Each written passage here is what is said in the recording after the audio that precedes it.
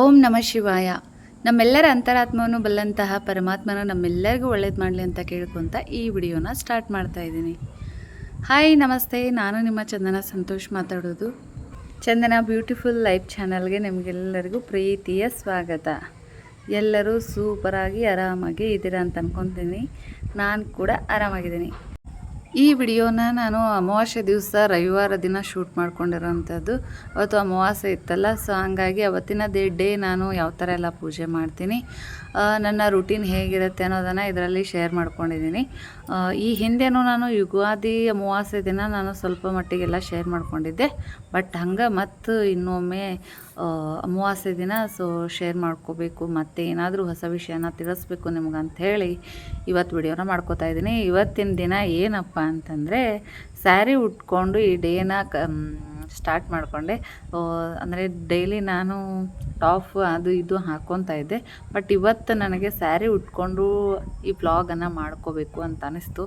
Daily sari ಉಡೋದಿಲ್ಲ, daily sari ಆದರೆ ನಾನು comedy ವಿಡಿಯೋಗಳೆಲ್ಲ ಮಾಡಬೇಕಾದ್ರೆ ಉಟ್ಕೊಂಡಿರ್ತೀನಿ. ಬಟ್ ಕೆಲಸ ಮಾಡ್ಕೊತ ಸ್ಯಾರಿ ಉಟ್ಕೋದಂದ್ರೆ ಒಂದು ದೊಡ್ಡ ತಲೆಬ್ಯಾನೇನ ಅಂತ ಹೇಳ್ಬೋದು. ಸೊ ಆದರೂ ಇವತ್ತು ಉಟ್ಕೊಂಡು ಮಾಡಬೇಕು, ನೋಡೋಣ ಹೇಗೆ ಅನ್ಸುತ್ತೆ ಅನ್ನೋದನ್ನು ಟ್ರೈ ಮಾಡಬೇಕು. ಎಲ್ಲಿ ತನಕ ಆಗ್ತತಿ ಅಲ್ಲಿ ತನಕ ಸ್ಯಾರಿ ಉಟ್ಕೊಂಡು ಕಂಟಿನ್ಯೂಸ್ ಆಗಿ ವ್ಲಾಗ್ ಮಾಡ್ಕೊಂಡು ಕೆಲಸದ ಜೊತೆಗೆ ಸೀರೆ ಉಟ್ಕೊಂಡು ಮಾಡೋದು. ಅಮ್ಮ ಎಲ್ಲ ಮೊದಲಿಂದ ಅವ್ರು ಹಾಗೆ ಮಾಡ್ತಾರೆ, ನನಗೆ ಬರೋದೇ ಇಲ್ಲ. ಏನೋ ಟ್ರೈ ಮಾಡಬೇಕು ಅಂಥೇಳಿ ಇವತ್ತು ಉಟ್ಕೊಂಡಿದ್ದೀನಿ. ಮುಂಜಾನೆ ನನ್ನ ಕೆಲಸ ಕಸ ಗುಡಿಸೋದು, ಹಿಂದಿನ ದಿನಾನೇ ಫ್ಲೋರ್ ಕ್ಲೀನ್ ಮಾಡ್ಕೊಂಡೀನಿ. ಎದ್ದ ತಕ್ಷಣ ಸ್ವಲ್ಪ ಪಾತ್ರೆಗಳೆಲ್ಲ ಇತ್ತು, ಅದನ್ನು ತೊಳೆದ್ಬಿಟ್ಟು ಗ್ಯಾಸ್ ಕಟ್ಟೆ ಎಲ್ಲ ಕ್ಲೀನ್ ಮಾಡಿಕೊಂಡು ಪೂಜೆ ಮಾಡಿಕೊಂಡು, ಅವರಂತರೂ ಸ್ವಿಮ್ಮಿಂಗ್ ಕ್ಲಾಸಿಗೆ ಹೋಗ್ತಾ ಇರ್ತಾರೆ. ಇವಳದಿನ್ನೂ ಇವತ್ತೊಂದು ದಿನ ಸ್ಕೂಲ್ ಇತ್ತು, ಸಂಡೇ ಇದ್ರೂ ಇಟ್ಟಿದ್ರು ಅವ್ರಿಗೆ ಎಕ್ಸ್ಟ್ರಾ ಕ್ಲಾಸ್ ಅಂಥೇಳಿ. ಹಾಗಾಗಿ ಅವರೆಲ್ಲ ಹೋಗೋರು ಇರ್ತಾರೆ ಅಂಥೇಳಿ ರಾಗಿ ಮಾಲ್ಟ್ ಮಾಡಿ ಸ್ವಲ್ಪ ನಾಷ್ಟಕ್ಕೆ ಅವತ್ತು ನಾನು ಉಪ್ಪಿಟ್ಟು ಮಾಡ್ಕೊಂಡಿದ್ದೆ. ಆಮೇಲೆ ಪೂಜೆ ಎಲ್ಲ ಮುಗಿಸ್ಕೊಂಡ್ಮೇಲೆ ನಾನು ನೈವೇದ್ಯಕ್ಕೆ ಹೋಳಿಗೆನ ಮಾಡಬೇಕು, ರೈಸು ಇದೆಲ್ಲ ಮಾಡ್ಕೊಂಡಿದ್ದೆ. ಹಾಗೆ ಅಡುಗೆ ಮಾಡ್ತಾ ನನ್ನ ಕೆಲಸಗಳನ್ನು ಮಾಡ್ತಾ ವಿಡಿಯೋನ ಹಾಗೆ ಕಂಟಿನ್ಯೂ ಮಾಡಿದ್ದೀನಿ.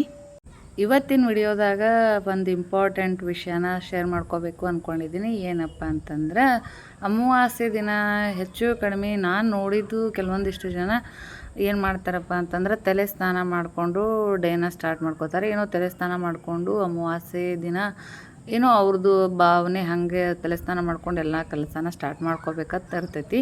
ಬಟ್ ಅಮಾವಾಸ್ಯೆ ದಿನ ತಲೆ ಸ್ನಾನ ಮಾಡಬಾರ್ದು, ಹಬ್ಬದ ದಿನವೂ ತಲೆ ಸ್ನಾನ ಮಾಡಬಾರ್ದು. ಅದರ ಹಿಂದಿನ ದಿವಸನೇ ನಾವು ತಲೆ ಸ್ನಾನ ಮಾಡೋದಿದ್ರೆ ಮಾಡ್ಕೋಬೇಕು. ಅವತ್ತಿನ ಅಮಾವಾಸ್ಯೆ ದಿನ ಹಬ್ಬದ ದಿನ ನಾವು ತಲೆ ಸ್ನಾನ ಮಾಡ್ಕೋಬಾರ್ದು. ಮತ್ತು ವಾರದಾಗ ಯಾವ ದಿನ ತಲೆ ಸ್ನಾನ ಮಾಡಬಾರ್ದಪ್ಪ ಅಂತಂದ್ರೆ, ಗುರುವಾರ ದಿವಸ ಮಾಡ್ಕೋಬಾರ್ದು, ಮಂಗಳವಾರ ದಿವಸ ಮಾಡ್ಕೋಬಾರ್ದು, ಮತ್ತು ಶನಿವಾರ ದಿವಸ ಮಾಡ್ಕೋಬಾರ್ದು. ಈ 3 ದಿವಸ ನಾವು ತಲೆ ಸ್ನಾನ ಮಾಡಬಾರ್ದು ಅಂತ ಹೇಳ್ತಾರೆ. ಜ್ಯೋತಿಷ್ಯ ಶಾಸ್ತ್ರದಲ್ಲಿ ಹೇಳಿರೋ ಪ್ರಕಾರ ನಾನು ಈ ಹಿಂದೆ ನಾನು ಅಂದರೆ ಕೂದಲ್ದ ಹೇರ್ ಕೇರ್ ಬಗ್ಗೆ ಒಂದು ವಿಡಿಯೋ ಮಾಡಿದ್ದೆ. ಆ ವಿಡಿಯೋದಾಗ ನಾನು ಶೇರ್ ಮಾಡ್ಕೊಂಡಿದ್ದೆ. ಅದು ಸ್ವಲ್ಪ ಲಾಂಗ್ ಆಗಿ ವಿಡಿಯೋ ಆಗಿತ್ತು. ಒಬ್ಬೊಬ್ರು ನೋಡಿರ್ತಾರೆ, ಒಬ್ಬೊಬ್ರು ನೋಡಿರಂಗಿಲ್ಲ. ಹಾಗಾಗಿ ಯಾರಿಗೆಲ್ಲ ಗೊತ್ತಿಲ್ಲಪ್ಪ ಅಂತಂದರೆ ಈ ವಿಡಿಯೋದಾಗ ಸ್ಮಾಲ್ ಇದೆ ಬ್ಲಾಗು. ಯಾರಾದರೂ ಅವಸರದಲ್ಲಿ ನೋಡ್ತಾನೆ ಇರ್ತಾರೆ ಆ ವಿಡಿಯೋಗಳು. ಆ ವಿಡಿಯೋ ನೋಡ್ತಾ ಇರಬೇಕಾದ್ರೆ ಇದೊಂದು ವಿಷಯ ಅವ್ರಿಗೆ ತಲುಪಲಿ ಅಂಥೇಳಿ ನಾನು ವಿಡಿಯೋದಾಗ ಶೇರ್ ಮಾಡ್ಕೊಂಡೀನಿ.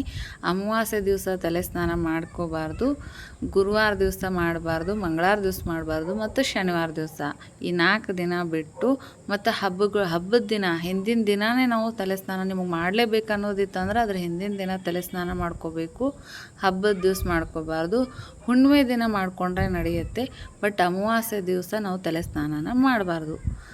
ಈ ವಿಷಯ ಯಾರಿಗೆಲ್ಲ ಗೊತ್ತಿಲ್ಲಪ್ಪ ಅಂತಂದರೆ ಅವ್ರಿಗೆ ಹೆಲ್ಪ್ ಆಗಲಿ ಅನ್ನೋ ಉದ್ದೇಶದಿಂದ ನಾನು ಶೇರ್ ಮಾಡ್ಕೊಂಡಿದ್ದೀನಿ.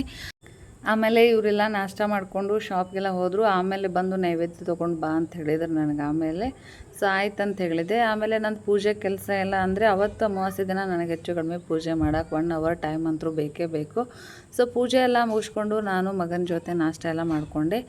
ಅಮಾವಾಸ್ಯೆ ದಿವಸ ನಾನು ಹೇಳಿದ್ದೆ, ಈ ಹಿಂದೆ ಒಂದು ವಿಡಿಯೋದಲ್ಲಿ ಶೇರ್ ಮಾಡ್ಕೊಂಡಿದ್ದೆ. ಏನಪ್ಪ ಅಂತಂದರೆ, ಸ್ವಲ್ಪ ಹಾಲಿನಲ್ಲಿ ಅರಿಶಿನ ಹಾಕ್ಕೊಂಡು ಕಲಸಿ ನಮ್ಮ ತೊಲಿ ಬಾಗಿಲು ಇರುತ್ತೆ ಅಂದ್ರೆ ಮೇನ್ ಡೋರ್ ಇರುತ್ತಲ್ಲ, ಅದನ್ನು ಸ್ವಲ್ಪ ಕ್ಲೀನ್ ಮಾಡಿಬಿಟ್ಟು ಅವತ್ತಿನ ದಿನ ಅಮಾವಾಸ್ಯೆ ದಿನ ನಾವು ಸ್ವಸ್ತಿಕನ ಬರೀಬೇಕು. ಅರಿಶಿಣದ ಹಾಲಲ್ಲಿ ಕಲಿಸಿದಂಥ ಅರಿಶಿಣನ ಆ ಅರಿಶಿಣದಿಂದ ಬಾಗಿಲ ಮೇಲೆ ಸ್ವಸ್ತಿಕನ ತೆಗಿಬೇಕು. ಸೊ ಈ ಅಮಾವಾಸ್ಯೆ ಹುಣ್ಣಿಮೆ ನಿಮಗೆ ಯಾವಾಗ ಹೆಂಗೆ ಅನುಕೂಲ ಆಕತಿಲ್ಲ ಈ ಅಮಾವಾಸ್ಯೆಗೆ ಮಾಡೀರಿ ಮುಂದಿನ ಅಮಾವಾಸ್ಯೆಗೆ ಮಾಡ್ಕೋರಿ. ಅಂದರೆ ಪ್ರತಿ ಅಮಾವಾಸ್ಯೆ ಹುಣ್ಣಿಮೆ ಹಿಂಗೆ 15 ದಿವ್ಸಕ್ಕೊಮ್ಮೆ ಮಾಡಿದ್ರು ನಡಿತೈತಿ. ಅಥವಾ ನೀವು ಈ ತಿಂಗಳಿಗೆ ಮುಂದಿನ ಅಮಾವಾಸ್ಯೆ ಅಂದರೆ 1 ಮಂತ್ ಆಗುತ್ತಲ್ಲ, ಸೊ ಹಂಗೆ ಮಾಡಿಕೊಂಡ್ರು ನಡಿತೈತಿ. ನಿಮಗೆ ಯಾವಾಗ ಅನುಕೂಲ ಆಕತ್ತೋ ಸೊ ಅವಾಗ ಹಂಗೆ ಮಾಡಿರಿ. ಅದರಿಂದ ನೆಗೆಟಿವಿಟಿ ಮನೆಯಲ್ಲಿರತಕ್ಕಂಥ ನೆಗೆಟಿವಿಟಿ ಕಡಿಮೆ ಆಗ್ತದೆ.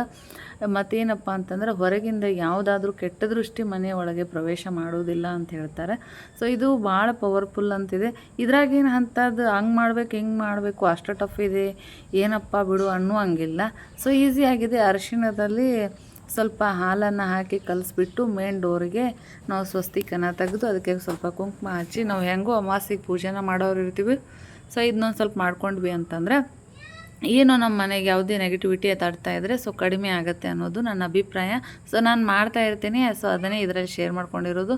ಸುಮ್ಮ ಹಂಗೆ ಹೇಳ್ತಾರೋ ಹೆಂಗೆ ಹೇಳ್ತಾರೋ ಅಂತ ಹೇಳಿ ನೀವೇನು ಅಂದ್ಕೋಬೇಡಿ. ಯಾಕಂದರೆ ನಿಮಗೆ ಇಂಟ್ರೆಸ್ಟ್ ಇದ್ದರೆ ಇದನ್ನು ನೀವು ಮಾಡ್ಬೋದು, ಇಲ್ಲಾಂದರೆ ಅದು ನಿಮ್ಮ ಇಷ್ಟದ ಮೇಲೆ ಹೋಗುತ್ತೆ. ಸೊ ನನಗೆ ಗೊತ್ತಿರ್ತಕ್ಕಂಥ ವಿಷಯನ ಶೇರ್ ಮಾಡ್ಕೋಬೇಕನ್ನೋ ಉದ್ದೇಶ ಅಷ್ಟೇ ನಂದು.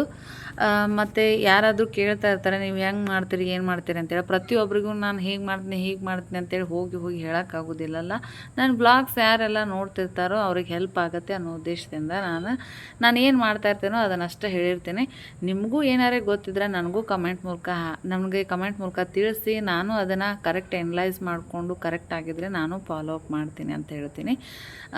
ಸೊ ಇನ್ನು ಇದೆಲ್ಲ ಮುಗಿದ್ಮೇಲೆ ಅಮಾವಾಸ್ಯೆ ದಿವಸ ನಂದು ಒಳಗಿಂದೆಲ್ಲ ಪೂಜೆ ಮುಗಿದ ಬಳಿಕ ನಾನು ಇವ್ರದ್ದು ಗಾಡಿ ತೊಳೆದ್ಬಿಟ್ಟಿರ್ತಾರೆ. ಸೊ ಅದನ್ನು ಪೂಜೆ ಮಾಡಿ ಸೊ ಅದನ್ನು ನಿಂಬೆ ಹಣ್ಣೆಲ್ಲ ಇಟ್ಟು ಒಡೆದು ಪ್ರತಿ ಅಮಾವಾಸ್ಯೆ ಯಾವುದೋ ಅಮಾವಾಸ್ಯೆಗೆ ನಾನು ಗಾಡಿ ತೊಳೆದನ್ನು ಬಿಡೋದೇ ಇಲ್ಲ. ಇವ್ರು ತೊಳೆದಿರ್ತಾರೆ, ನಾವು ಪೂಜೆ ಮಾಡಿ ಆ ಗಾಡಿನ ಸ್ಟಾರ್ಟ್ ಮಾಡ್ಕೊಳ್ಳೋದು. ಅಮಾವಾಸ್ಯೆ ದಿವಸ ಗಾಡಿ ಮಾತ್ರ ತೊಳೆದ ಬಿಡಕ್ಕೆ ಹೋಗ್ಬೇಡ್ರಿ. ಯಾಕಂದ್ರೆ ಅಮಾವಾಸ್ಯೆ ದಿವಸ ನಾವು ಈ ಗಾಡಿಯನ್ನು ತೊಳೆದ್ಬಿಟ್ಟು ಪೂಜೆ ಮಾಡಿ ನಿಂಬೆ ಹಣ್ಣು ಒಡೆದ್ವಿ ಅಂತಂದ್ರೆ ನಾವು ಇಡೀ ತಿಂಗಳೆಲ್ಲ ಅಂದರೆ ಮುಂದಿನ ಅಮಾವಾಸ್ಯೆ ಬರೋವರೆಗೂ ನಮ್ಮನ್ನು ಕಾಪಾಡಪ್ಪ ಅಂತ ಬೇಡಿಕೊಂಡು ನಾವು ಈ ಥರ ಪೂಜೆ ಮಾಡಿ ನಿಂಬೆ ಹಣ್ಣು ಒಡೆದ್ವಿ ಅಂದರೆ ಏನೇ ನೆಗೆಟಿವಿಟಿ ಇದ್ದರೂ ದೂರ ಆಗುತ್ತೆ ಅನ್ನೋದು ಮೊದಲಿಂದು ನಮ್ಮ ಜ್ಯೋತಿಷ್ಯ ಶಾಸ್ತ್ರದಲ್ಲೂ ಹೇಳೈತಿ.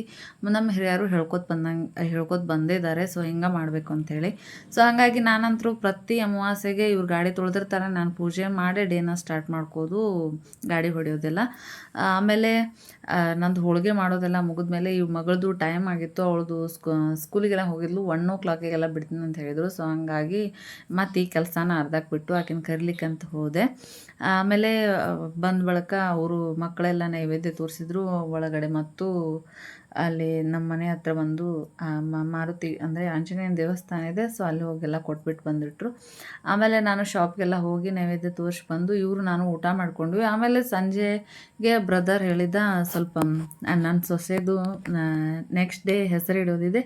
ಸೊ ಅವಳಿಗೆ ಡ್ರೆಸ್ ತೊಗೊಂಬರೋಣ ಬಾ ಹೋಗೋಣ ಅಂತ ಹೇಳಿದ್ದ. ಸೊ ಹಂಗಾಗಿ ಅವನ ಜೊತೆ ಮಾರ್ಕೆಟ್ಗೆಲ್ಲ ಹೋಗಿದ್ದೆ. ಹಾಗೆ ಫ್ರಾಕ್ ಎಲ್ಲ ನೋಡ್ತಾ ಇದ್ವಿ. ಒಂದಕ್ಕಿಂತ ಒಂದು ಸೂಪರ್ ಆಗಿದ್ದು. ಯಾವ್ದು ತೊಗೋಬೇಕು ಯಾವ್ದು ಬಿಡಬೇಕು ಅಂತ ಗೊತ್ತಾಗ್ತಾ ಇದ್ದಿಲ್ಲ. ಹಾಗೆ ನೋಡ್ತಾ ಇದ್ವಿ. ಅಲ್ಲೇ ಹೊರಗಡೆ ಹೋದಾಗ ಏನು ಜಾಸ್ತಿ ವಿಡಿಯೋ ಮಾಡ್ಕೊಂಡಿಲ್ಲ, ಸ್ವಲ್ಪ ಮಾತ್ರ ವಿಡಿಯೋ ಮಾಡ್ಕೊಂಡಿರೋದು. ಯಾವ ಫ್ರಾಕನ್ನು ಚಾಯ್ಸ್ ಮಾಡ್ಕೊಂಡಿದ್ವಿ ಅಂಥೇಳಿ ನೆಕ್ಸ್ಟ್ ಡೇ ಬ್ಲಾಗಲ್ಲಿ ನಾನು ತೋರಿಸ್ತೀನಿ. ಯಾಕಂದರೆ ನೆಕ್ಸ್ಟ್ ಡೇನೇ ನಾವು ಅವಳಿಗೆ ಹೆಸರಿಡ್ಲಿಕ್ಕೆ ಅಂತ ಯಾಕಂದ್ರೆ ಹೋಗೋರಿದ್ವಿ ಅಲ್ಲ. ಸೊ ಹಾಗಾಗಿ ಯಾವ ಚಾಯ್ಸ್ ಮಾಡಿದ್ವಿ, ಯಾವ್ದು ಏನು ತೊಗೊಂಡ್ವಿ ಅನ್ನೋದನ್ನು ನಾಳಿನ ನೆಕ್ಸ್ಟ್ ಬ್ಲಾಗಲ್ಲೇ ನಾನು ನಿಮಗೆ ತೋರಿಸ್ತೀನಿ. ಅವಳ ಹೆಸರಿಡೋ ಫಂಕ್ಷನ್ ಕೂಡ ಇದೆ. ಈ ವಿಡಿಯೋನ ಇಲ್ಲಿಗೆ ಮುಗಿಸ್ತಾ ಇದ್ದೀನಿ. ಈ ವಿಡಿಯೋದಾಗ ಹೇಳಿರ್ತಕ್ಕಂಥ ವಿಷಯ ನಿಮಗೆ ಯೂಸ್ಫುಲ್ ಆಗಿದೆ ಅಂತ ಅನ್ಕೋತೀನಿ. ಹಿಂಗೆ ಮುಂದೆ ಕೂಡ ಸಪೋರ್ಟ್ ಮಾಡಿ ನಾನು ಒಳ್ಳೆ ವಿಷಯಗಳನ್ನು ನಿಮ್ಮೊಂದಿಗೆ ಶೇರ್ ಮಾಡ್ಕೋತಾ ಇರ್ತೀನಿ. ನೆಕ್ಸ್ಟ್ ವಿಡಿಯೋದಲ್ಲಿ ಮತ್ತೆ ಭೇಟಿಯಾಗೋಣ. Thanks for watching. ಎಲ್ಲರಿಗೂ ಬಾಯ್.